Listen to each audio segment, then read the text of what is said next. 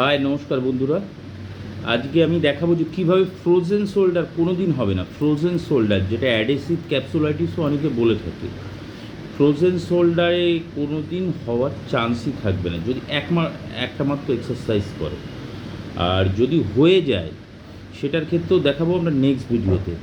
যদি frozen shoulder হবে না শুধু একটা মাত্র এক্সারসাইজ।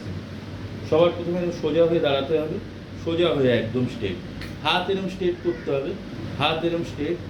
প্রথমে সামনে জোড়া, পেছনে 1 2 3 4 5 6 এরম 10 1 2 3 4 5 6 9 10 10 বার পর্যন্ত আপনাকে এই এক্সারসাইজটা করে যেতে হবে।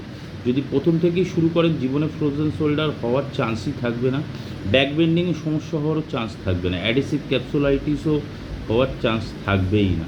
এটা ফ্রোজেন শোল্ডারের রোধক ব্যায়াম বলে ধারণা করা যেতে পারে।